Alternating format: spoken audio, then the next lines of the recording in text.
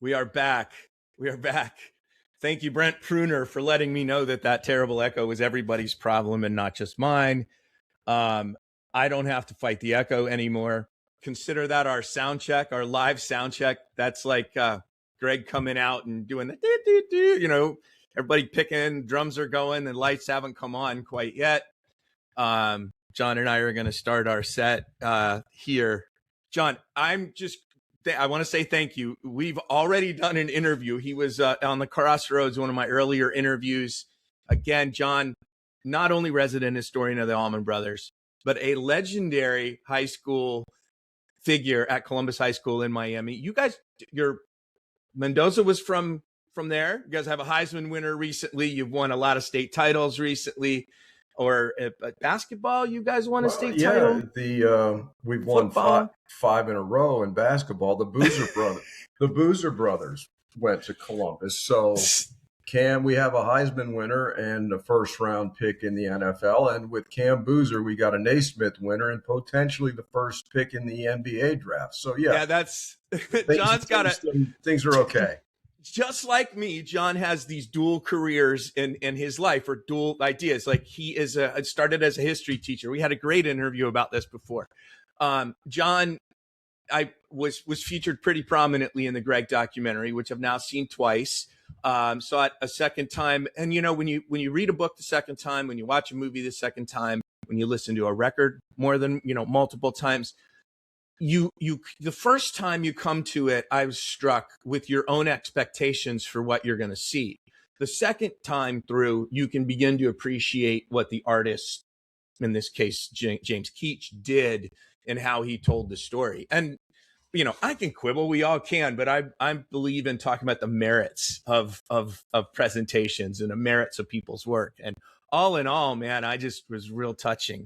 And so I wanted to start with the music, and that's what I was getting at earlier, with Dreams and the high costs of low living. Was listening to him, and I'm going, what bookends to this man's life? This wisdom beyond his years at a very young age, and then, hey, but here's the high cost here's what it costs me.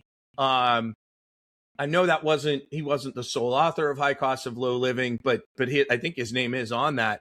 And it's the one song, by the way, from Hit the Note that they played at the final show, which told me something as well about what that song is. So anyway, I just, do you have songs of Gregg's that kind of come to mind as you approach, like anytime you think about it or you write about him, you were involved in his book, etc. Yeah, I mean, it's sort of like choosing between your children in a way, and it's also depends on which Gregg Allman do you want to listen to. Gregg Allman of the Allman Brothers or Gregg Allman, the solo artist. So there is that, because the diversity is profound. As we mentioned in the movie, he's the lead vocalist for the greatest jam band of all time, and he hated guitar solos. He was really an R&B fan. And a huge singer-songwriter guy, greatly influenced by Neil Young, by Jackson Browne, by Jeff Buckley. So you Bob Dylan, you have all of these aspects to Gregg. So depending on the day, yeah, I mean, Dreams is Dreams. He was a very old soul at a very young age, as was his brother. Yes. But there was let's face it, whatever went down in California, somebody did him really bad when you can write Dreams, Whipping Post, Every Hungry Woman, Black-Hearted Woman, all from the same well of inspiration. And then, it branched out a little bit, but he started strong, let's face it. And I think when you get into the laid back period, the delicacy, the lightness of that album is unprecedented. And then later in life, he became, I do think, a little bit more autobiographical. The best song, or one of them, on Enlightened Rogues, Just Ain't Easy, probably the most autobiographical thing he ever wrote. Demons from Just Before the Bullets Fly is incredibly symbolic of his struggles. And you know, to your point about high cost, yeah, he and Haynes wrote it together. You know, true collaboration. And for the record, Hitting the Note is my favorite Allman Brothers studio album. I think that one, there's some brilliance on that. Some people have called it a Warren Haynes solo album. I don't completely agree with that, but nonetheless, High Cost is a tremendous song.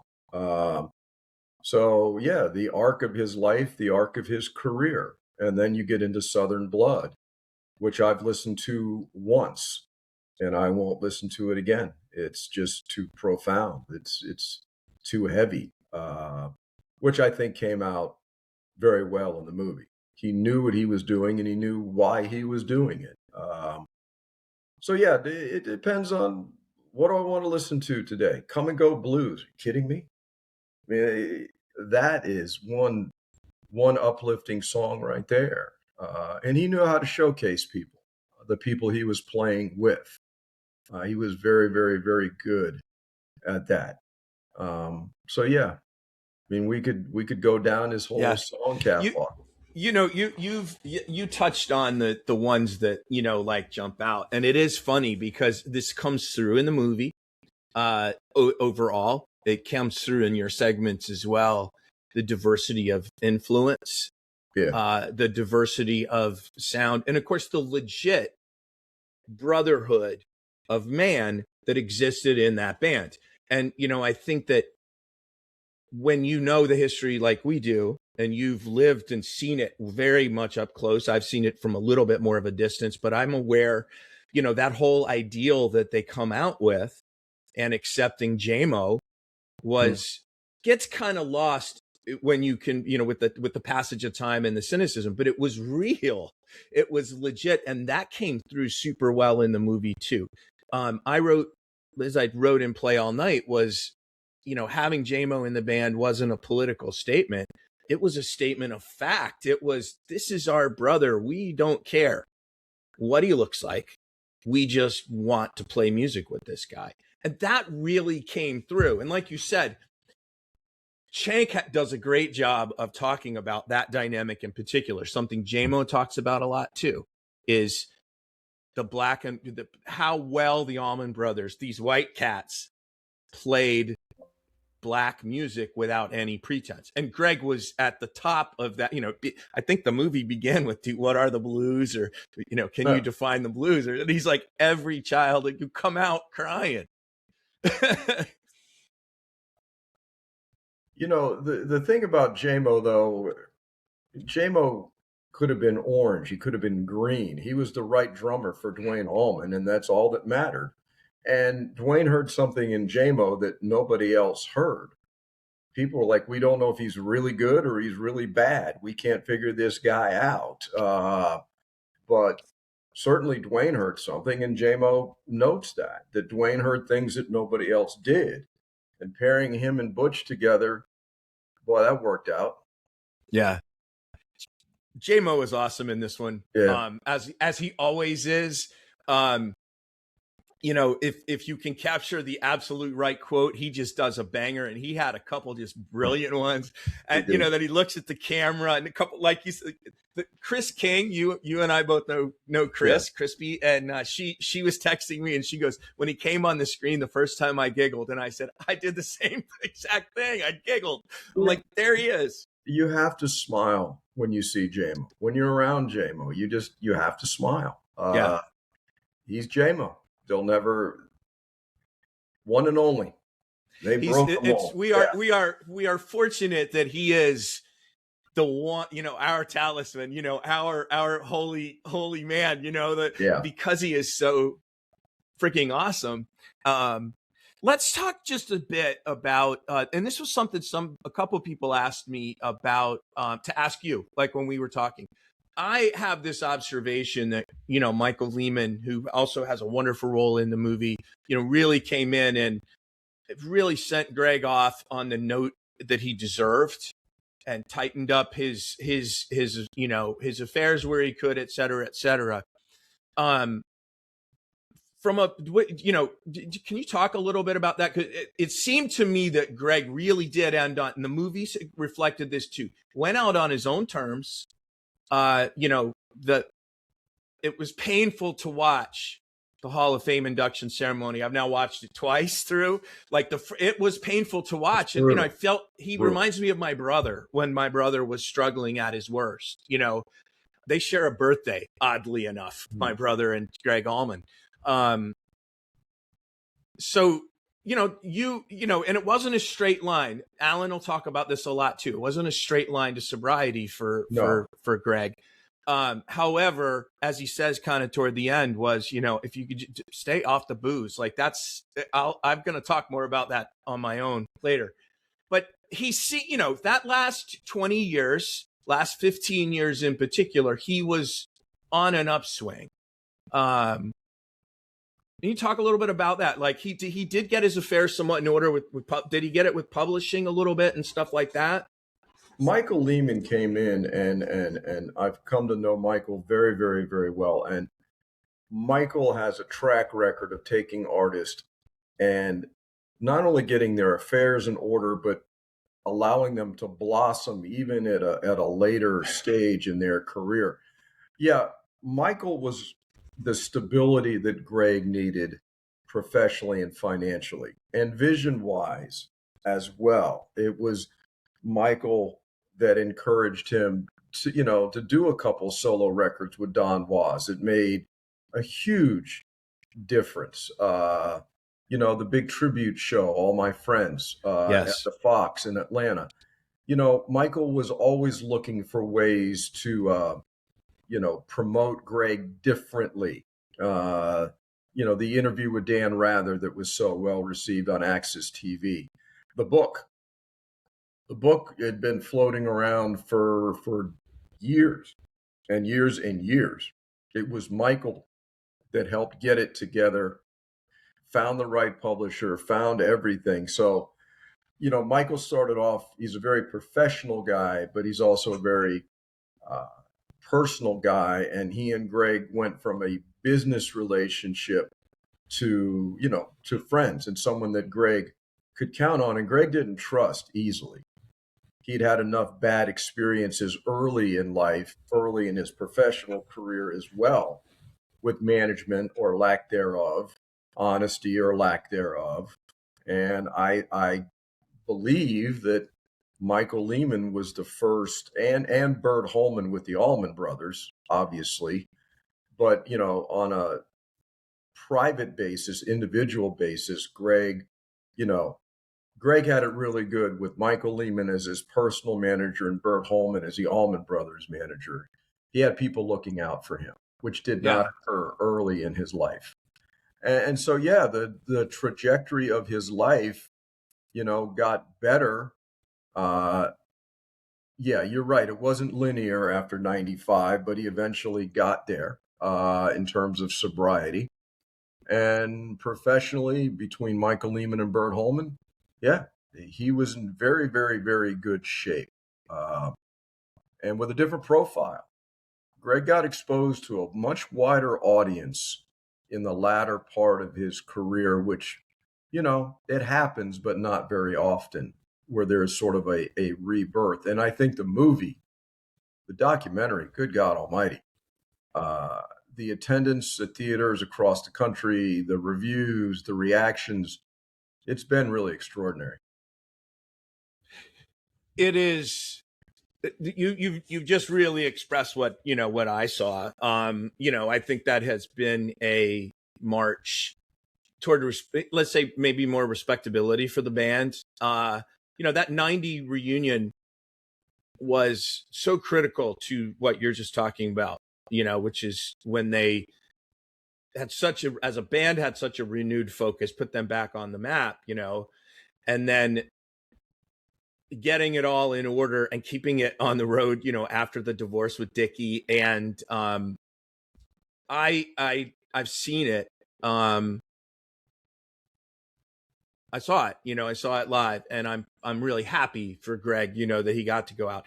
The interview that was the bulk or much of the movie, or at least the beginning, was, they mentioned early, none of that's been seen. That was some really good stuff. A few other interviews I had never seen before. Do you have any insight on the footage at the farm? Was that a news feature somebody was doing? Guy named Gilbert Lee, local guy, Yep. very famous photographer. He ended up with that video. And Gilbert is the one that sourced it to James for the documentary. And the interview, the core interview of the entire movie was actually done in preparation for the All My Friends show. When Gregg was at the 1842 here in Macon, a gentleman by the name of Keith Wortman did the interview. And Keith was crucial in planning the All My Friends show with Michael Lehman. And it was supposed to be a short interview, and it just kept going and going and going. And so a little bit was used for promotion and after All My Friends. And then the Live from Macon CD, DVD that came out a couple years later. But the vast majority of that interview was sitting in the can, and Michael had it. And, with that core, that interview that Keith did with Gregg, he caught Gregg at a very good time. Yep. Lucid, sharp, reflective, all of those things. So yeah, that gave James a great foundation to work from. And yeah, then there was snippets from Dan Rather, some other, interviews here and there in the 80s. But yeah, that interview was the key to everything. I want to talk about one of your comments. Apparently we're not live, and I don't care. We'll just film this and put it out later. I don't know what the hell happened. It says it's live. It's just not live streaming to these things. So whatever. But let's just talk. And then I'll put this up later. You said, I thought this quote was great. Lead vocalist for the greatest jam band of all time. That was one of the notes I wrote in the dark the first time I saw the movie. I was like, what a great comment. And, you just clarified that comment a bit too, that it had somewhat to do with, what a dichotomy it was that his voice was an instrument, but it was an instrument among this giant orchestra of instruments. Yeah. Great observation. Well, he was, and they were the greatest jam band of all time. But, and Gladriel spoke about this, it was tough being Gregg Allman. You're Dwayne's little brother, and you're the last guy to join the band. So there was always that aspect of it. And I think it's the duality of Gregg Allman, lead singer of the greatest jam band of all time, didn't like guitar solos, rock star who's shy,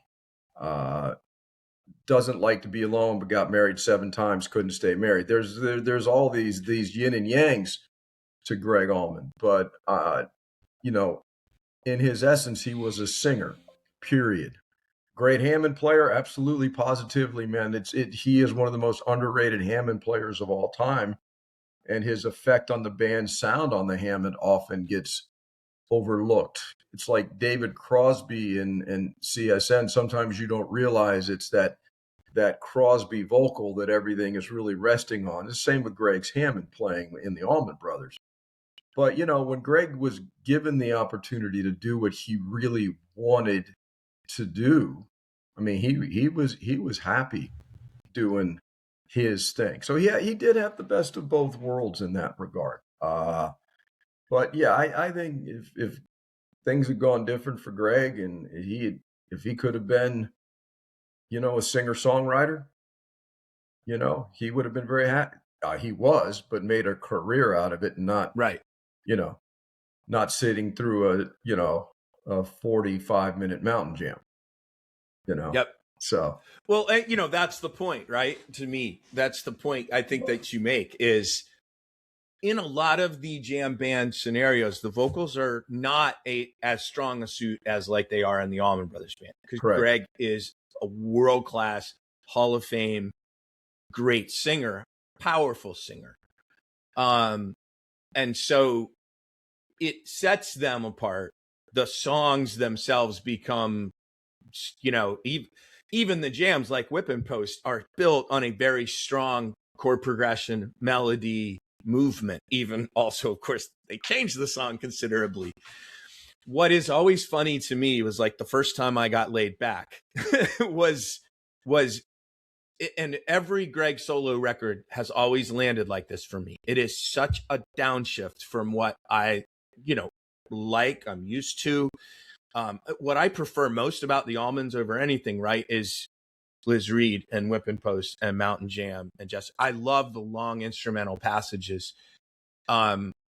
I don't actually used to not really like the shorter songs as much, like The State Sparrow or Done Somebody Wrong, just because get me to the jams, get me to the outer worldly stuff. So you talked a bit about Laid Back, and I wanted to lay out something that did not get said in the movie, but I think I know the backstory to this. He writes Queen of Hearts, then he brings it to the band, and the way he tells the story in the movie is very tempered over the ways that I have seen him say it. I think in his book, which is Butch said it just doesn't sound like us. It was Butch. that was the edited version. So I mean, that's what happened. And you can take that one of two ways. You can, be despondent about it and get your feelings hurt. You can say, fine, I'll take my talents elsewhere. And that's exactly what happened. And it was it was the best thing that could have happened to him. I put it this way, ironically, we were talking about Hitting the Note, the album earlier. Without Queen of Hearts, Desdemona never gets on an Allman Brothers album. And if Desdemona is not an Allman Brothers song, what is? So that's always how I've looked at it. It's, it is so interesting to me because it is, I could see the Allman Brothers doing something really epic with it. It, obviously wouldn't have had strings and,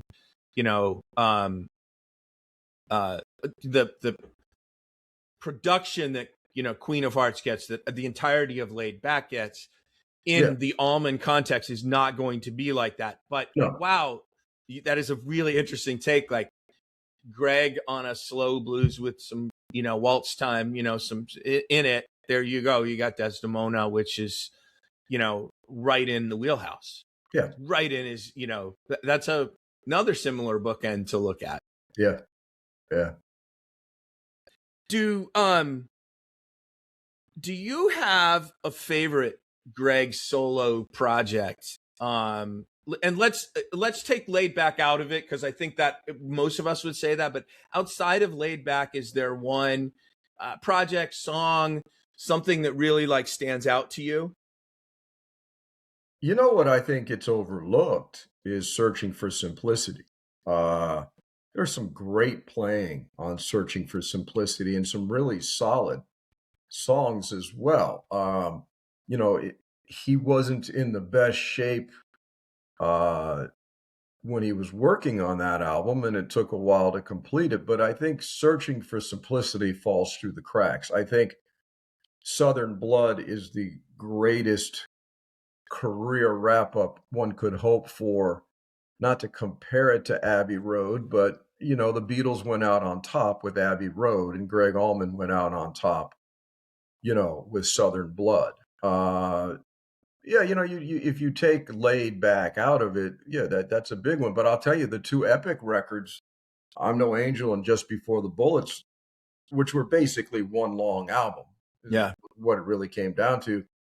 Take away some of the 80s sounding production. Those are two great records. I mean, I'm No Angel put him back on the map and everything, and it's autobiographical, although he didn't write it. There's great songs on that album, those albums. And that was a great lineup. The Toller brother lineup for the Gregg solo records, they were incredible. Danny Toller, who got lost in the Allman Brothers with Dickie, shines in the Gregg Allman Band. That's why we're doing the Gregg solo releases. Again, Michael Lehman, getting Gregg stuff from the 80s out there. It was brilliant stuff. He was playing to small crowds. He'd play anywhere, anytime for anyone. He wasn't making any money, but man, that band was good. And he was doing it because he loved it. The Gregg of the 80s is my favorite Gregg. Because he did it because he wanted to, he needed to, he had to play music. It was a bad time to be a blues singer. Let's face it. Terrible time. Flock of Seagulls, Depeche Mode. Come on, what are we doing? And he's in there singing. Don't Keep Me Wondering. So I love that period of Gregg Allman, and I highly encourage anyone to pick up the new Gregg live solo releases. There's 3 of them now, and well worth listening to. They're a fun way to hear Gregg in a different way. Yeah. I hear you about Searching for Simplicity. That was the first of his new records that came out after I came onto the scene. And, I'm no angel, Bullets Fly. Those were kind of on the radio, MTV. They didn't do a lot for me. They did enough that when the Allmans came back, I was like, oh, I kind of like this. But the issue with Simplicity is really good. Certainly it was thinking about that again today, that Whip and Post, that version that he did that Red Dog challenged him to do. That was probably what the song sounded like when he brought it to the band. At least that was what my understanding was, because it was the band that changed it, Barry, that changed it to, the 11/8 time with the real fast tempo. And I think Gregg had it more like that swing that he does, that's his groove. That's his groove. I agree. I'm glad that Red Dog dared him. And exactly. Exactly. It worked out. He also on that record is one of the only times Jack Pearson appears on anything Allman related. Jack was on that record. O'Teal, I think that's his first time recording anything with the Allman Brothers. Jimmy Hall, he's got some credits on that record. He had some great players on that record. No question. I love one more try dearly.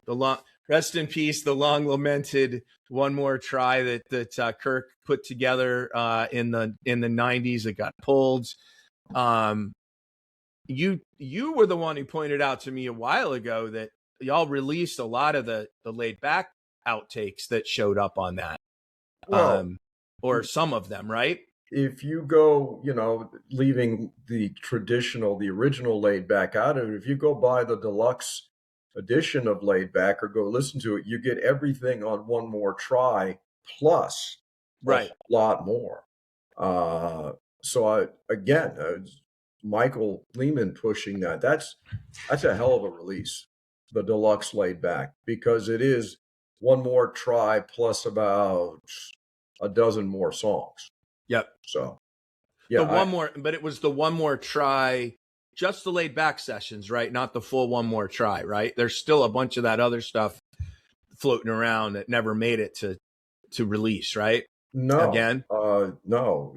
The only thing that didn't make it on the deluxe Laid Back that we really wanted to do was a bunch of extra Gregg Allman tour live 74 stuff.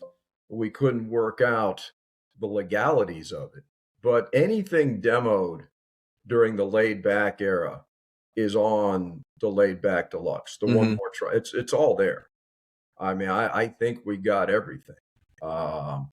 It's just too bad we could not get the live stuff, the Gregg Allman tour stuff, because that's another really good record that people, it's short, but man, it's good. You talk about dreams. The dreams on that is off the chain. That whole period is so cool.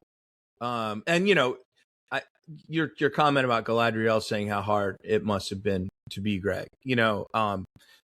right. First of all, having this big brother who is your role model, mentor, who just suddenly dies, and you are really young. This is another tragedy your family has endured in your short life. and you are about to become walloped by fame, which is nothing that anybody can fathom. I know that from studying people who achieved it. Of course, he turned to whatever he could to cope. And if you are an addict or an alcoholic, and I'm from a family of them, that's going to be one of those mechanisms that you use until you realize it doesn't do anything for you, you know? And that was a part of the movie that was, you know, the documentary. When you think about Gregg's story, I can be frustrated with Gregg that he didn't record more. He toured constantly, though, you know? Yes. I would like to have had more records like Low Country Blues and Southern Blood and Searching for Simplicity. But that's my expectations for him as an artist, right? That's completely unfair. It's completely unfair, but completely understandable too. Right. You know, everybody wanted more Gregg Allman. You know, in that period, and I think it gets somewhat overshadowed, is, you know, the band gets back on their feet, the 5-man band period, which we've discussed. They add Chuck, things are happening, and then Barry Oakley dies. You know, that 1-2 punch in a year, nobody's going to come out of that unscarred. It's impossible, you know, and, you know, the whole void of leadership after Dwayne died. Oakley was the logical choice. He couldn't do it. Gregg was not meant to do it. And so it was really by default that Dickie became the leader of the Allman Brothers Band. There was nobody else. Yeah. It's a shame. You know, everybody says it many times. You know, the day Dwayne died, Oakley died. It just took a year. Yeah. So, yeah. You know, how they made it through. Yeah. And then they have their greatest commercial success, but you're going to get twisted up. Yep. And they did. I get it. And, you know, you forget sometimes, I do, how young they were, you know, mature, but immature in a lot of ways. And, you know, the thing that really did shine through, and you said it, music was who he was, you know, and he was very, you know, vulnerable in that setting. You know, he opened himself up. That was one of his great qualities as a musician, as an interpreter, as a singer, was his ability to let you in. And I imagine that's somewhat hard to gear up for sometimes, you know, like it can take a lot out of you. And you got to respect the man went out on his shield. You know what I mean? Like BB King did, looking like what Willie's going to do as well. You know, we're going to take it to the bitter end.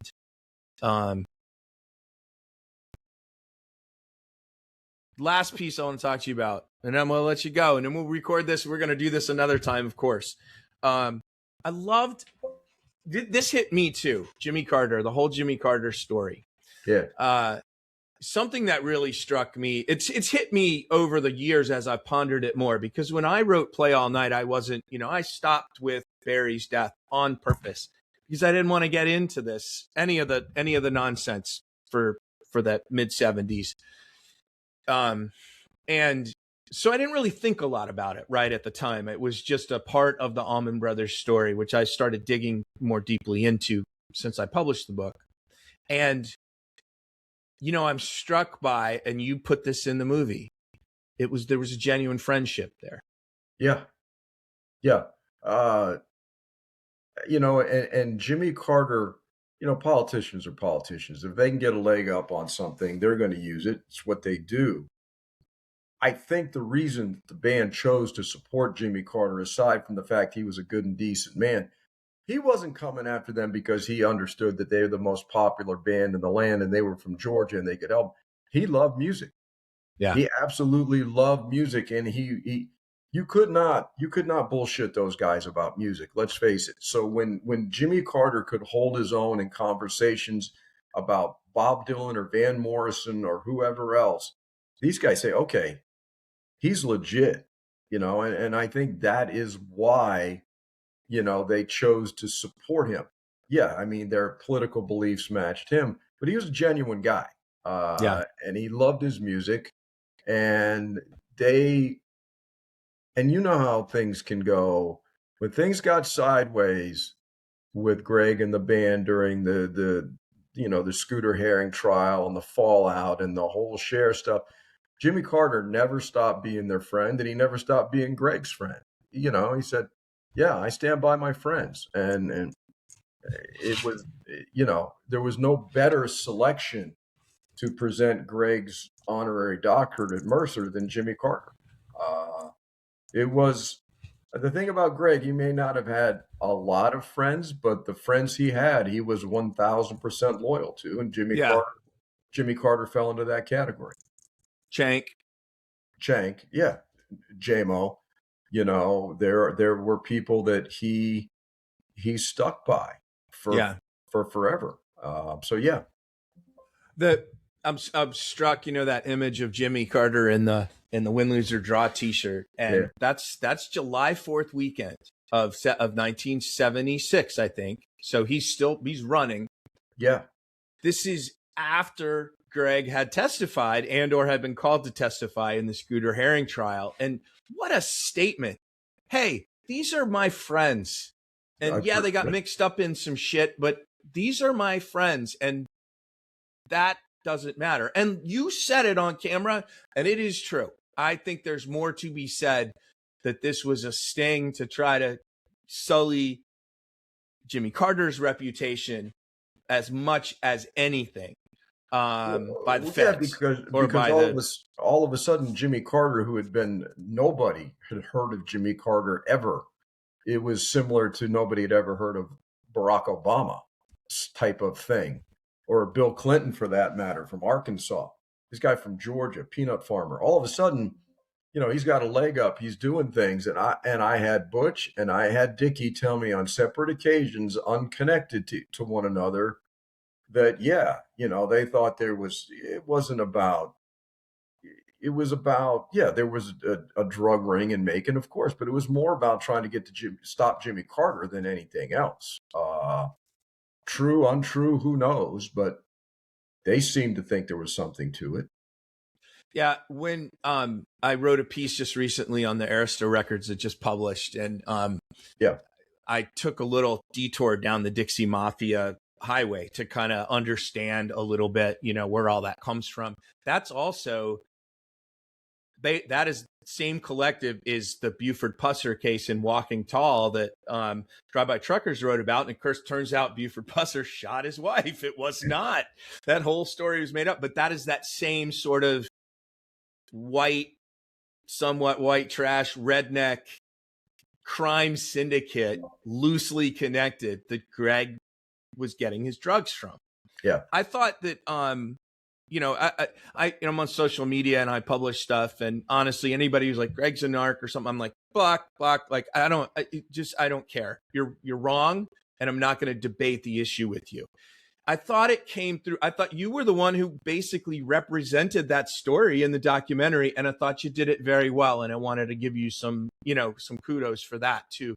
It's a delicate line that is way more complicated than it looks on the surface. Well, yeah, and with hindsight, even the other guys in the band who freely admitted a lot of them hadn't followed the trial or read all the details. I thought Chuck did a great job too. So, he was in an untenable situation.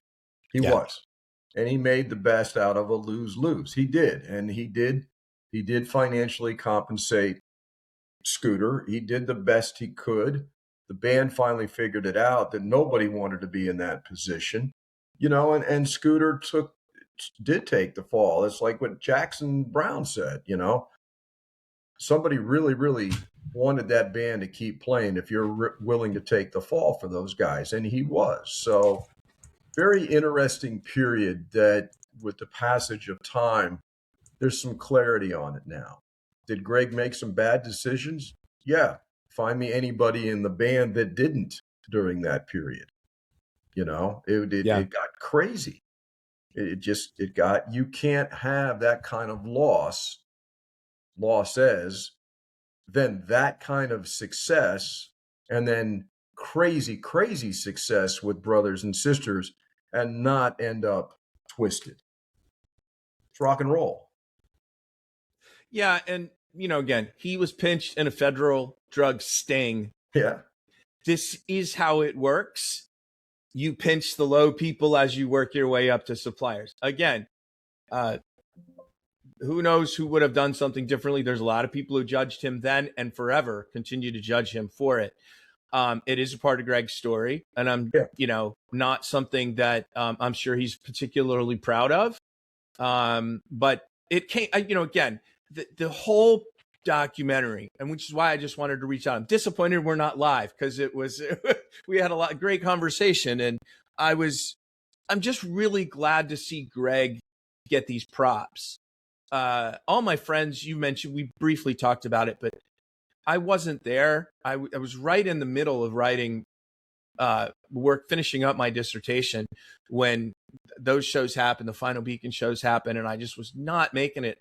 But that All My Friends tribute was and the fact that they had Chuck in the band and Jack in the band and Jimmy Hall in the band, was a real nice tribute to the, to us, to the longevity of the band. And so that was, that triumphant walk, and man, how they ended with Melissa. Yeah. Twice, dude. Twice I walked out of there with tears in my eyes. I knew it was coming the second time, and I walked out of there going, it surprised me. The one thing that surprised me about the documentary, maybe it shouldn't have, because, I was been involved with it from the beginning, and you just look at things differently. When my wife saw it for the first time when we were editing, she cried. And I'm like, okay. And then when it premiered in Macon, people are crying. They're crying in New York. And then I realized, wow, when you can get away from it and take a step back, it is very powerful. It is very emotional. It is a very visceral human experience to watch that documentary. And I'm James, Alex is editor. They could not have done any better with it. People can say this, they can say that. There's as many ways to make a documentary as there are people to make documentaries about. Yep. So I think James's track record speaks for itself. He had a vision. You got to remember, he didn't have a lot to work with. It's tough. Early Allman Brothers stuff, it's not there. Yeah. Everybody's gone now. It's hard. So I think the message was delivered in Music of My Soul. So yeah, nice touch that it was the last song he recorded that he wrote, the line from Southern Blood. Yeah. I agree with everything you're saying. The thing I know about writing a book is the only criticism people seem to give is, oh, you didn't write the book I would have written. Well, then go write your own. Right. Write your own fucking book, right? That's exactly it. And so that's how I feel. That's how I felt like leaving it. Like, and it was good to see it back to back twice, like in a week, because I was able to, again, like I mentioned earlier, I had expectations the first time. I had better expectations the second time to understand and look at it a little bit from how he constructed the story. Where the quotes came, how they happened. And I got a chance. I took some notes the second time too, but not as much. The first time the theater was packed, it was on Monday. So it was even before the premiere. Gabe Dixon, Tedeschi Trucks Band, was in the audience. Saw him paying his respects. And I sat still for the entire 90 minutes. Didn't move. Barely moved. And that does not happen with me. That does not happen with me. Yeah, it was. Macon was very energized. We saw it on vacation last week up in Saratoga Springs and New York, and man, you could hear a pin drop in that theater. I mean, median age was, 60, whatever. Some real old road dogs in that theater. But man, they were mesmerized. Yeah. Mesmerized. And I think you're right, Bob, when people are quiet for the entire duration of a movie, you've done something right. Yeah. It really, hats off to all y'all working on it. I'm really thankful that you stopped just to talk to me about it a little bit. Sad we're not live, but I'll figure this shit out one of these days. Yes, you will. I'm going to post this right away. And man, we'll do this again. I'm grateful, John. Thank you for, making time. And I guess you're down in Miami today? No. You home? Back in Macon. Okay. Yeah. All right. Yeah. Well, listen, enjoy Macon, where the devil summers in hell rather than Macon because of how hot Macon is in the summertime. So I know you're just about to face about the worst of it. It's coming. Well, thank you for having me again, Bob. I appreciate you very much. Likewise. I'm going to let us out of here. See All ya. right, brother. We'll post this. Hopefully it'll go online. We'll see. Okay. Thank you, Bob. See you, man. See you. All right. Stopping recording.